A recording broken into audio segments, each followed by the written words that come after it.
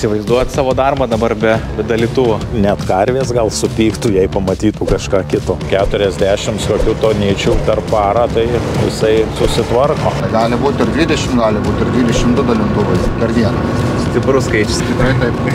Galėtų būti sportinis šėrimas, tai manau tikrai prizinę vietą paimtumėt. Turėtų.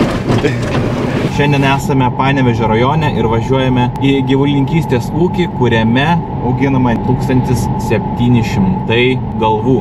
Važiuojame pažiūrėti, kaip vyksta pašarų ruošimo, šėrimo ir kiti darbai. Žiūrim, kas mūsų laukia toliau.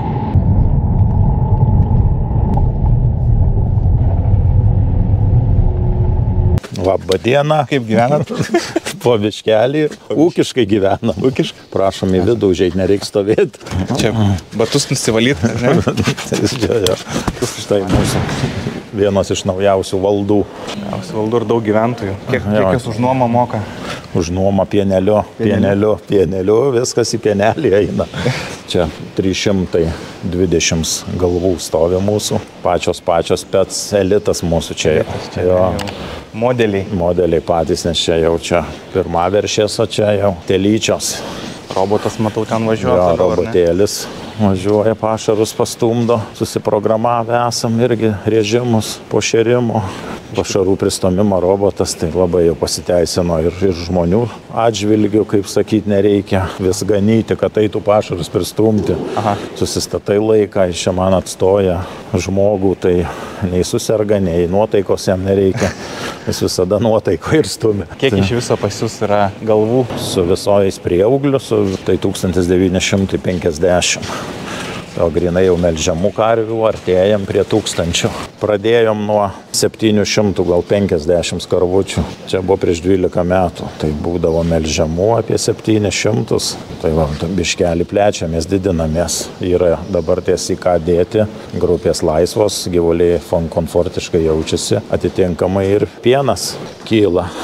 Melždavom, kiek mes šaldytuve turėdavom, 12 tonų, šiai minutį 29 tonas. Sveikatas spręsdavom, būdavo kriterijus, pienas sumažėja, nes ateina to informacija į kompiuterį, kad sumažėjo pienas, vizualiai pamatai arba nepamatai.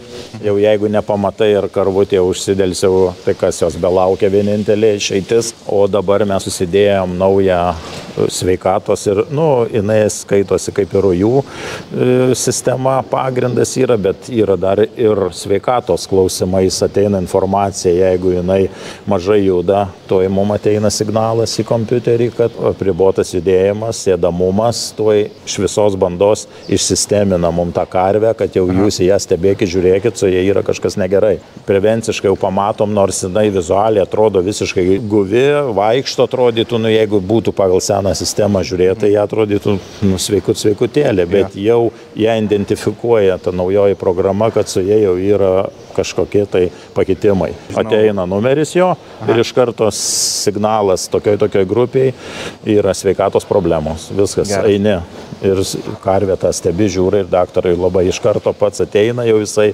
žiūri, parodykit man sąrašą, kurios karvės ilsisi. Ta informacija ateina kaip iš to antkaklio? Jo, iš to antkaklio per siųstuvą, išdėlioti fermose visur siųstuvai ir mums tiesiai į kompiuterį ateina. Nuo tada, kai jinai jau gauna suteikiamas tas numeris ir pasikabina antkaklis, ta visa istorija jos eina, iki kol jinai pabaigia savo gyvenimą. O kai jos gimtadienis būna, ir gaunat pranešimą?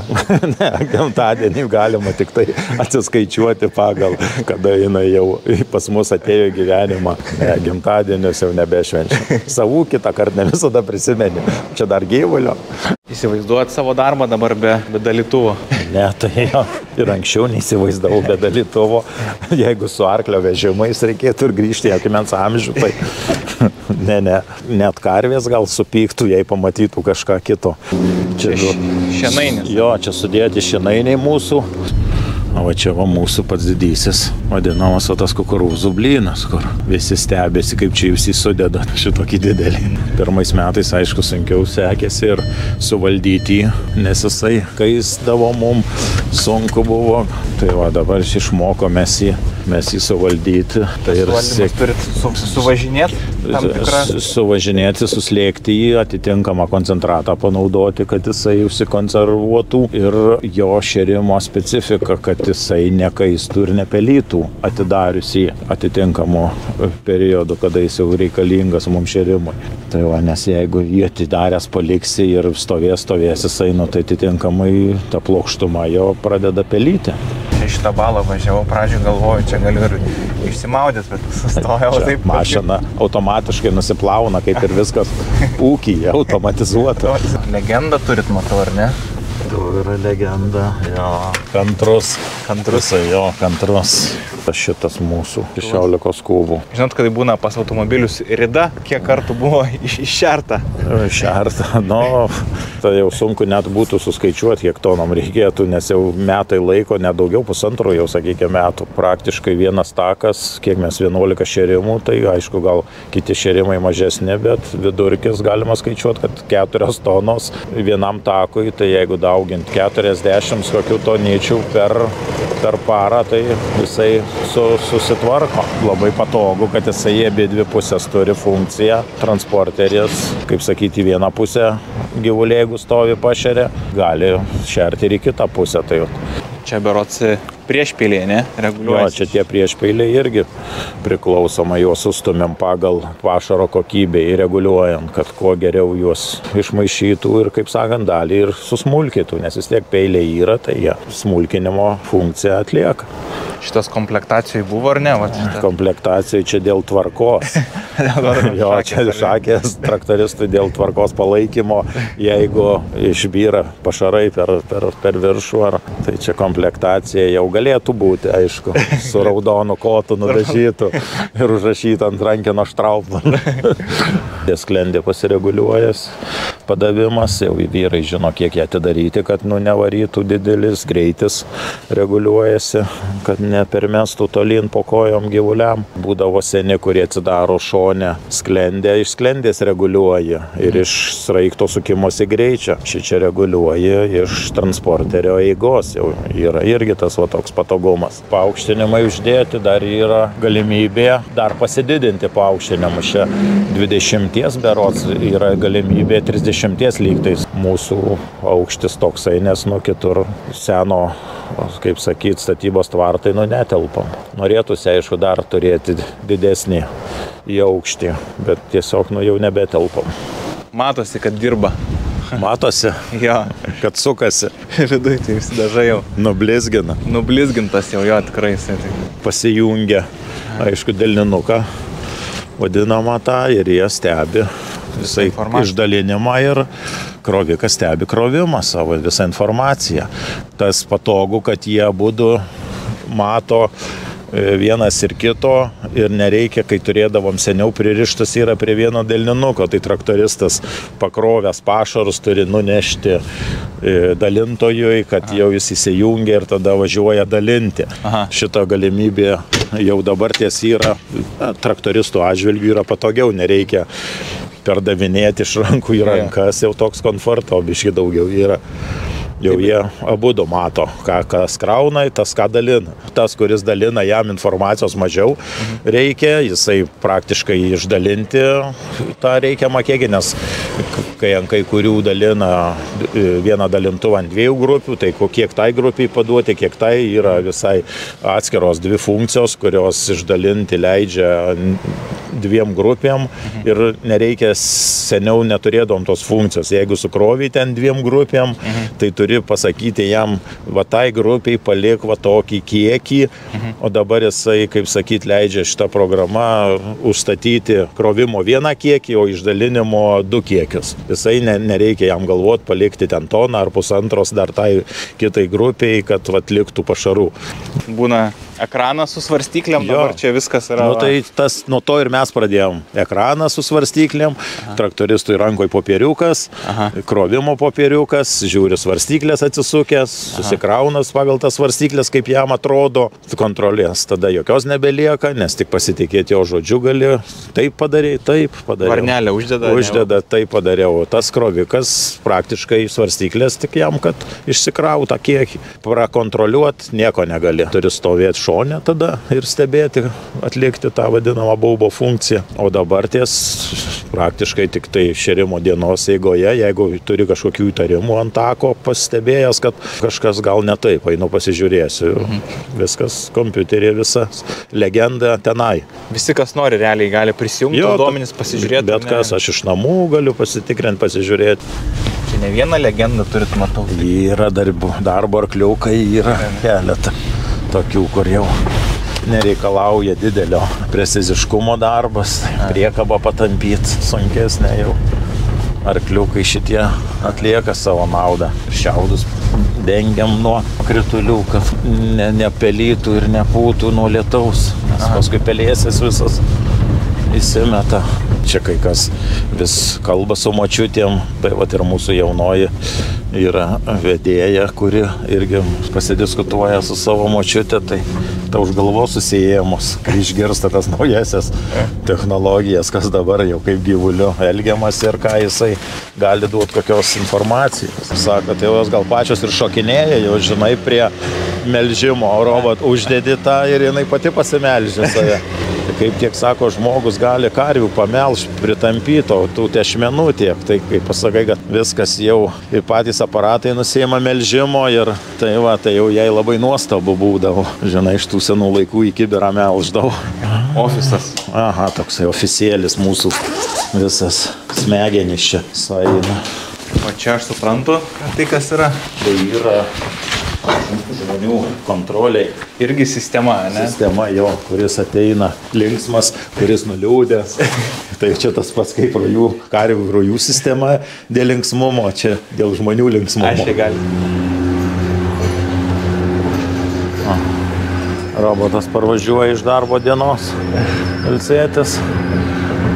Na, prieš šėrimą, taip man ir sureguliuota, kad prieš šėrimą jau da pristumtųsi iki pašarus jisai, kad nebūtų taip, kad tik pašėrė ir išvažiuoja pašarų pristumėjęs. Nu, nėra tikslo tiesiog, nes tik pašerta, gyvuliai pašarą pasiekė, viskas tvarkoja. O šitas da prieš šėrimą, kol atvažiuos iki čia pašarų dalintuvas, da pristumė.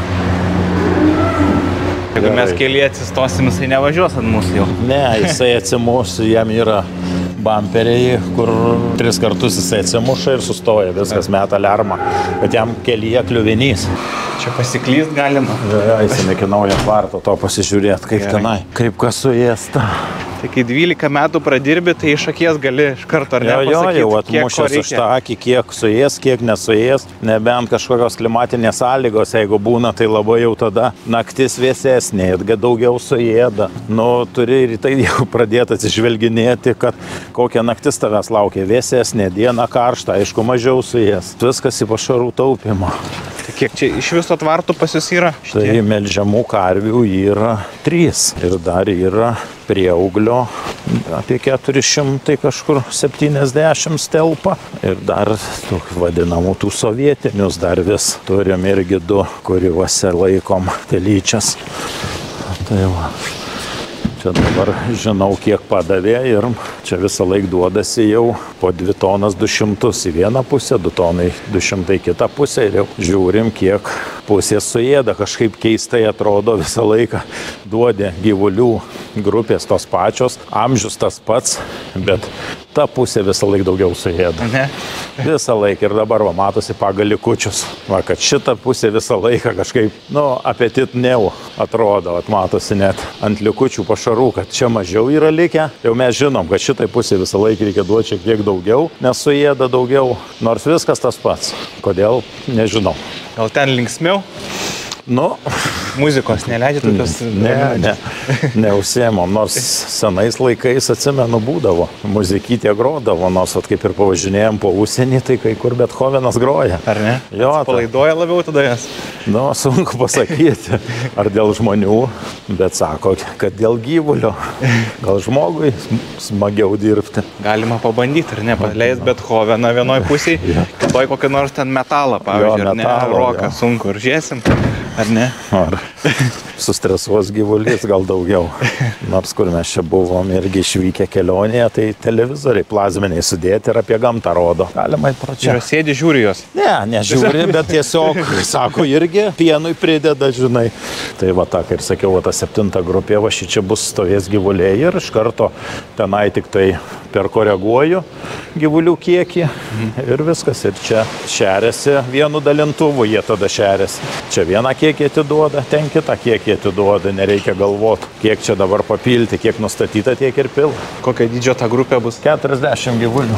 Užsipildo grupė ir jau iš užpildytos grupės jau artėjam prie tos ribos, kad jau perpildyti nebegalim jos ir išimam ir sustatom gyvulius, o šitą grupę vėl pildom.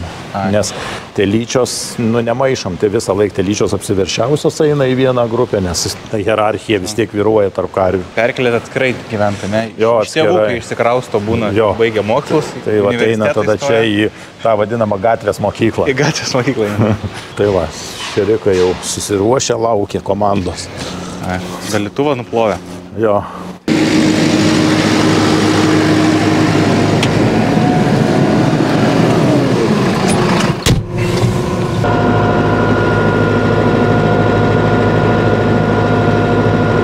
Ir jisai mato pas save lygiai tą patį, ar ne? Viskas lygiai tas pats, kaip pasididesnis ekranas. O dabar automatiškai nuo važiavimo, kadangi svarstyklės ten linguoja ir tas pašaras šokinėja. Paskui atvažiuojam į vietą, sustojam, nusinulinam, resetą padarom vadinamą. Tam tik tiek, kiek reikia būtų pašarą ir praėjom toliau.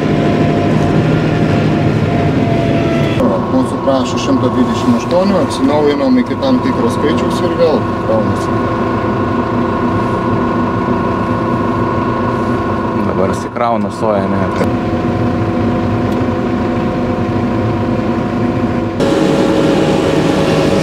Čia žiūrit, kiek reikia, ne? Ir viskas užsipildo procentais.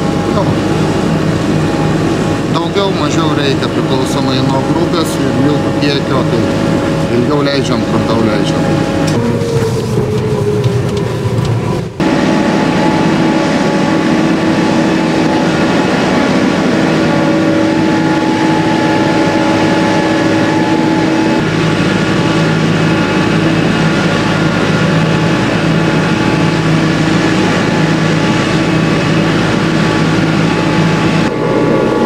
Tai čia viską realiai tam ekrane ir jūs ir jisai vienodai matot, ar ne? Jo, taip, vienodai.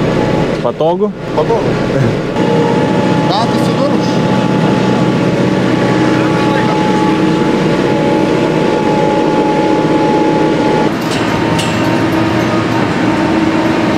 Čia tiksliai matot, kiek reikia sušert, ar ne? Tikslas kiekis yra pakrautas ir mes matom, kiek mums liko išdalinti. Išdalinti reikia. Programa labai gera, nes tiek kolega, tiek aš turim tos telefonus ir pavyzdžiui būna tokių momentų, kada jisai man pakrauna pašarą ir jisai turi važiuoti kitus darbus. Ir aš dalinu, jisai mato visus kiekius, kiek man liko išdalinti. Pagal tą jisai gali orientuotis, kada jam reikia parvažiuoti atgal į pakrovimą. Jeigu nėra labai svarbus darbas, jisai gali pabaigti ten tą darbą ir grįžti, pamatęs, kad pas mane jau pasibaigė pašaras, supranta, kad viskas jau su ta grupė karvių pašerta.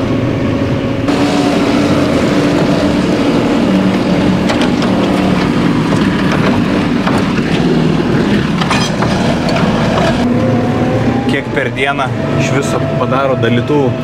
Skaičiuojat? Skaičiavau, rytinis pasišėrimas berods 11 būna dalintuvų, o vakarinis, jeigu reikia papildomai šerti dar kitus tvartus, šiaip pagrindiniai tai yra 6 ir dar jeigu reikia dar papildomai prieauglį pašerti. Tai iš viso 17? Jo, 17, kad priklausomai, jeigu reikia dar šerti prieauglį vakare, tai dar dasideda, gali būti ir 20, gali būti ir 22 dalintuvai per dieną. Stiprus skaičius. Tikrai taip. Ir kiek laiko dirbat su šituo jau Štrautmanu? Metai bus, man atrodo. Metai bus daugiau kaip metai. Kiek užtrunka su dalytuvu taip išmok dirbti? kad taip suktis kaip bitei.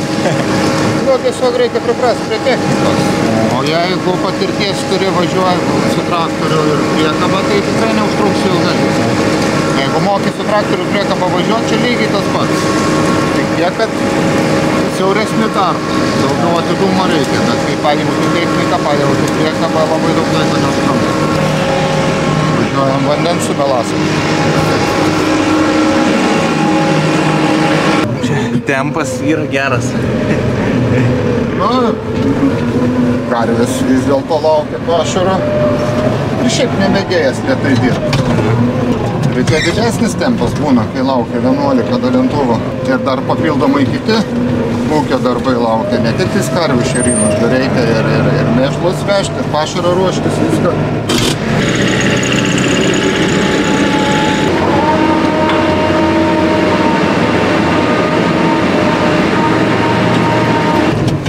Per kiek laiko vieną pašėrimą darot, skaičiuojat? Ar nėra skirtumo? Šiaip 15-20 minučių kažką. Galėtų būti sportinis šėrimas, tai manau tikrai prizinę vietą paimtumėt. Turėtumėm. O tai daug kas dar priklauso nuo vandens srovės būna. Jeigu vanduo neleidžiamas, nenaudojamas kažkur kitur, tai ta srovė didesnė. Greičiau pribėga vanduo, o jeigu, pavyzdžiui, būna vakare po melžimo aikštelių plovimai ir dar ten kam nors reikia vandens, automatiškai srovė sumažėja. Tada jau ilgiau užtrunki, kol tavo vanduo subėga. Tai dabar jisai ten susijungia pas save, ar ne, viską? Jo, jis pasirenka grupę ir prasideda. Suprantat, iš tokio kaušo kilogramo atitaikyti tikslumu, tai tikrai ganėtinai sunku. Ja. Dabar iškart persijungia ant šinainio, ne? Taip. Reiškia, apsukų reikia dar pamaišyti geriau, ne? Na, jau varikliui sunkiau, nes svorio pašaro daugiau prisidėjo, ant mažesnių apsukų jau sunku ją užsukti mentis. Kiek čia arklių tas keisas? 115 parašyta? Čia 115, čia yra kilovatai. Kilovatai? Jo. Nes aš mačiau ant gale yra lentelė, 115 C yra, kiek supratau, galingiausias iš tos klasės, čia yra 115 kW. Na, arklių, tai čia bus daugiau. Čia kur svoris viršui, tai kiek dabar pakrauta yra? Dabar yra pakrautas 3 tonas. Šitai grupiai reikia 187 kg rapso. Čia paskui rodo sekantį komponentą, tai bus miltai. O miltai 1-2 tai reiškia miltai iš pirmo arba antro bokšto, nes jie vienodi sukulti.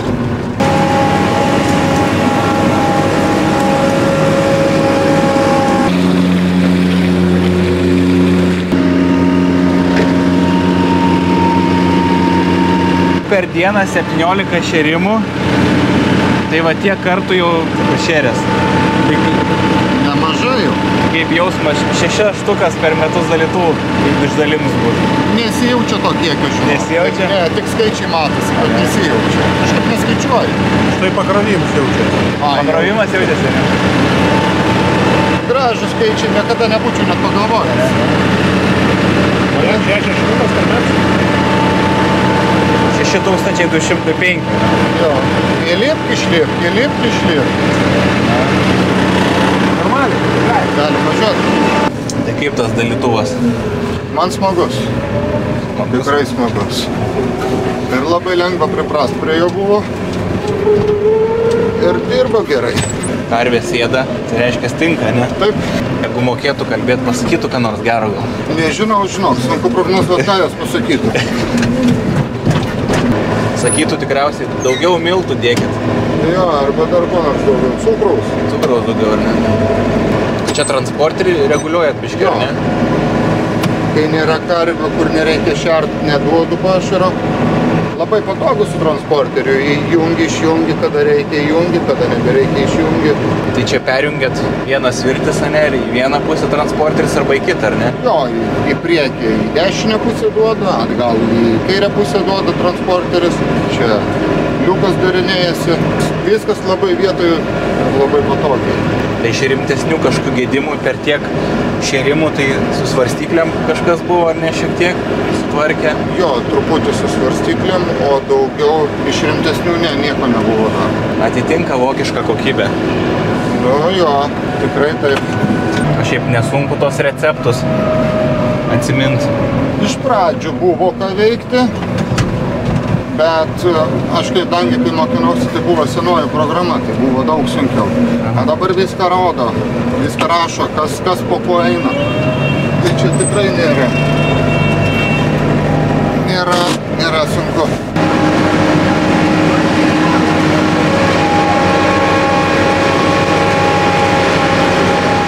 Ką mes čia turim? Yra, ką mes dedam, visi ingredientai suvardinti. Yra, ką mes gyvulių šeriame. Ir tiesiog iš kiekvieno ingrediento mums pasidaro racionas grupių. O tiek turime šėrimo takų, kuriais važinėja dalintuvas. Tai va, ir tada jau einam į pačią sistemą, leidžia sudėlioti kiekvieną ingredientą pagal, kaip ir minėjau, gyvulio racioną, kiek kam ko gyvuliukui reikia. Grupę galim eiti ir koreguoti. Va, trečioje grupėje yra gyvulių kiekis, jis aišku kintantis yra, pasididinam gyvulių kiekį pagal tiek, kiek pas mus yra šiai minutei.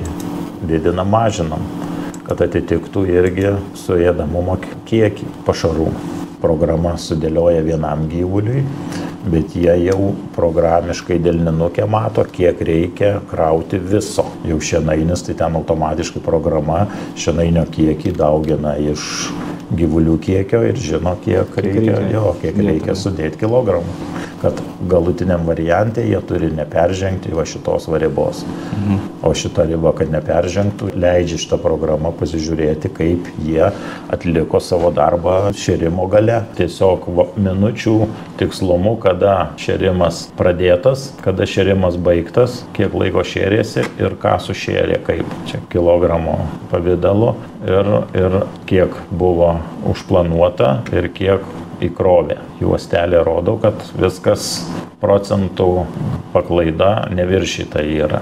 Ir taip kiekvieną grupę galima pasitikrinti, jeigu viskas tvarkoja, viskas atrodo gražiai, kol neišlenda va tokia eilutė. Raudona, jo. Ir tada mes jau ją pasižiūrim. Aišku, čia kažkoks nedidelis bus, ne visa raudonuoja, bet mes galim įlysti į vidų ingrediento šėrimo ir pasižiūrėti, kurioje vietoje reikia pasitempti jam tikslumo. Jeigu tiksliai gražiai sudėta, viskas eina, neraudonuoja. Čia jau matosi iš karto, kad receptas 127 turėjo būti, įdėjo 200 ir jau signalizuoja, kad padaryta čia yra klaida. Tu gali detaliai pasižiūrėti, kuris ingredientas įdėtas ne tokio kiekio, koks priklauso. Vat ir nedidelis nukrypimas, bet jau matai, kad šitoj vietoj padarytas yra netikslus pakrovimas. Išsidetalizuoti kiekvieną gali esantį komponentą. Labai patogu stebėti ir save kontroliuoti ir dėl kiek tu sunaudoji mėnesio, už kurį tu nori periodą ataskaitas tiesiog ir pašarų nurašymui ir pasižiūrėti, kiek tu per metus sunaudojai, visą įsitrauki už metus, už kurį nori periodą, kaip sakyta, ataskaitas darytis gali. O tai tavo tikrinimą tokį ar ne, vis tiek turit kažkokį planą, kada jūs atsisėdat ar ne? Jo, aš kitą kartą, kaip sakyti, sistemingai nėra, kad minutė tikrinu, bet tarkim pasikeičia man šėrimo komanda. Jau aš matau ant takų, tarkim, kad pašerta buvo visas dienas teisingai, bet kitą dieną pamatau, kad jau per daug man pašarų arba per mažai liko, arba per daug. Tada lendu čia žiūrėt, kame reikalas, ar pašarai pasausėjo, ar šlapesni, kad mažai buvo, ir tada visa įla pradeda lysti iš maišo, kai pamatai tuos raudonumus. Skaičiukus, jo, matai ir tada kvietiesi vyruką, nes jisai, kuris irgi gal užsimiršta ir galvoja, kad čia mes nepatikrinam ir nepasižiūrim ir paskui ateini specialiai kvieti ir mato, o velnės iš tikrųjų žiūri jie čia. Ne šiaip tik tai, kad ta programa čia stovi, bet jie ją ir žiūri. Man kažkokį įtarimą jau kyla, aš tada turiu kaip ir į ką pasižiūrėti. Ir tada jau mes kalbame su vyrais, kad jau vyrai biškį atidžiau pradėkit daryti. Tada jeigu tas rodo didelį paklaidą, tada vedat prie šito, ar ne? Prie to Ne, jie jau prie šito ateina darydami prieš. Prieš dalį, jeigu po to, tai jau šaukštai po pietų. Jau šaukštai po pietų. Galima pasisverti, kiek vam tako lieka, žinai, pašarų. Irgi nuo kiekvieno gyvulio tuos likučius įsivertinti į esamą dalinimo kiekį, kad žinoti, kiek tau reikia dadėti ant likučių. Bet stengiamės, kad jau tų likučių nelikinėtų. Grupės ir čia grupės, jo. Kiek galvų, ar ne, parašyta iš karto? Kiekvienoj grupiai kiek turim galvų. Dabar viena grupė, kadangi yra tuščia, nes jo poreikio nėra gyvulių laikyti, nors jau irgi užsipildys, tai va čia viskas irgi įsives. Vat kaip ir minėjau, kad su vienu dalintuvu, vat kaip čia gali supliusuoti 2 šėrimo grupės. Vat bus tokia kaip 2 ir 7, kuris deda, operatorius mato 1 kilogramus, ten tarkim 4 tonas, bet tas, kuris dalina, jis jau matys, kad jam reikia išdalinti 2 grupiai 3 tonas, o kitai grupiai išdalinti ten ar 1,5 tonos. Jis mato 2 atskiras grupės. Jam jau programa rodo, kad ši čia pabaigė dalinti ir tada jau išmeta jam iš karto lentelė, kad 7 grupė tau reikia šerti ir tau 1,5 tonos čia jau padalinti. Nu, nereikia galvoti. Žodžiu, viskas vienoje programoje, pasiekiama, kada norit ar ne? Jo, viskas ir iš namų, ar kur internetas yra ten ir gali įlysti.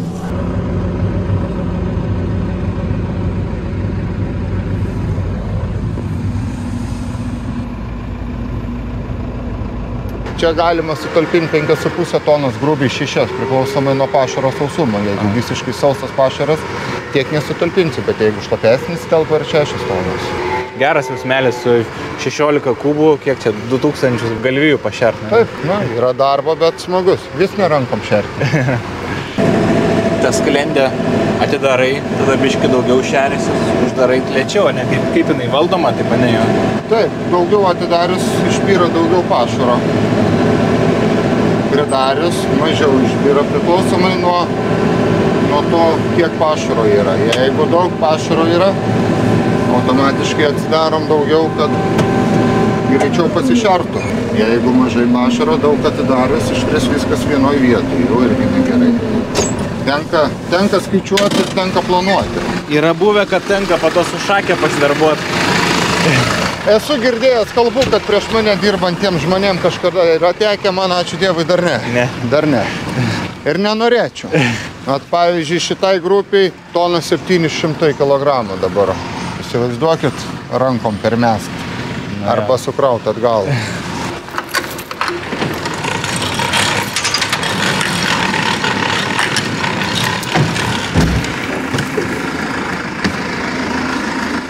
Jeigu ir jūs norėtumėte dirbti taip pat išmaniai ir su tokiu pat kokybišku pašarų maišytuvo dalytuvu, turime jums pasiūlymą.